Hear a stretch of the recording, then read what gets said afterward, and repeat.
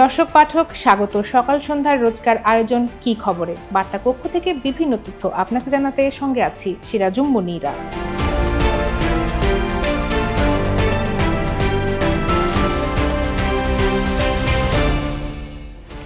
শুরুতেই সিলেটের বন্যার প্রসঙ্গ। উজান থেকে নেমে আসা পাহাড়ি ঢল ও অতিবৃষ্টির কারণে সিলেট ও সুনামগঞ্জের নতুন নতুন এলাকা প্লাবিত হয়েছে। মঙ্গলবার সিলেট শহরে জলাবদ্ধতা সকালের দিকে কিছুটা কমলেও বিকেলে নদীর পানি ঢুকতে থাকে, ফলে পরিস্থিতি আবার খারাপ হতে শুরু করে। সুনামগঞ্জ শহরের অর্ধেক এলাকাও জলাবদ্ধ হয়ে পড়েছে বলে আমাদের কাছে খবর এসেছে। সিলেটের সব নদীর পানি বেড়ে 6টি পয়েন্টে বিপদসীমার ওপর দিয়ে প্রবাহিত হচ্ছে। এই পরিস্থিতিতে উপজেলাগুলোর নতুন নতুন এলাকা প্লাবিত হচ্ছে। গোয়াইনঘাটে বন্যা পরিস্থিতি অবনতি ঘটায় জননিরাপত্তা বিবেচনায় নিয়ে বিকাল থেকে জাফলং, রাতারগুল, বিছনাকান্দি, পান্থমায় পর্যটন স্পট অনির্দিষ্টকালের জন্য বন্ধ ঘোষণা করেছে প্রশাসন। সিলেটে ভারী বৃষ্টি হলেও ঢাকায় বৃষ্টির দেখা নেই, বরং ভ্যাপসা গরমে জনজীবন অস্থির হয়ে উঠেছে।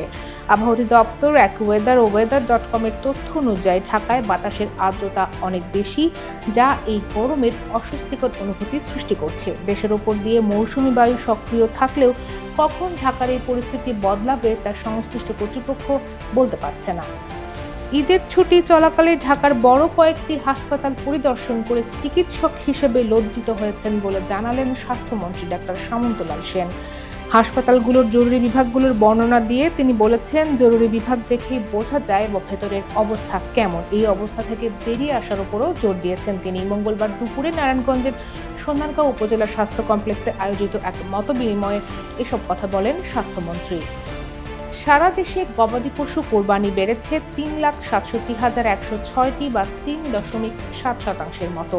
বার্তা সংস্থা বাসসের প্রতিবেদন অনুযায়ী এবার কোরবানির ঈদে মোট 1,04,08,918টি পশু কোরবানি দেওয়া হয়েছে। গত বছর কোরবানি দেওয়া পশুর সংখ্যা ছিল 1,41,812টি। আর 2022 সালে এই সংখ্যা ছিল 99,50,763টি। এবার সবচেয়ে বেশি পশু কোরবানি হয়েছে ঢাকা বিভাগে, আর সবচেয়ে কম পশু কোরবানি হয়েছে ময়মনসিংহ বিভাগে। ভূমধ্যসাগরে ইউরোপে অভিবাসন প্রত্যাশীদের বহনকারী দুটি নৌকা ডুবে অন্তত 11 জন নিহত হয়েছে। সোমবার ইতালির দক্ষিণাঞ্চলীয় দ্বীপ ল্যাম্পেদুসা ও কালাব্রিয়া উপকূলের কাছে এই দুর্ঘটনা দুটি ঘটেছে। দুই ঘটনায় জীবিত উদ্ধার করা হয়েছে 63 জনকে, নিখোঁজ রয়েছেন অন্তত 66 জন। জাতিসংঘের শরণার্থী বিষয়ক সংস্থা UNHCR এক বিবৃতিতে বলেছে, লিবিয়া থেকে ছেড়ে আসা নৌকা দুটিতে বাংলাদেশ, সিরিয়া, পাকিস্তান, আফগানিস্তান ও মিশরের নাগরিকরা ছিলেন। এই ছিল আজকের কি খবরে। এই খবরগুলোর বিস্তারিত পড়তে কিংবা আরও অন্যান্য খবর জানতে চোখ রাখুন www.সকালসন্ধ্যা.com এই ঠিকানায়। এছাড়া সামাজিক যোগাযোগ মাধ্যম ফেসবুক, ইউটিউব এবং এক্স হ্যান্ডেলে আমরা প্রকাশ করে চলেছি বিভিন্ন ধরনের ডিজিটাল কন্টেন্ট। দেখুন সেগুলো। থাকুন সকাল সন্ধ্যার সঙ্গে।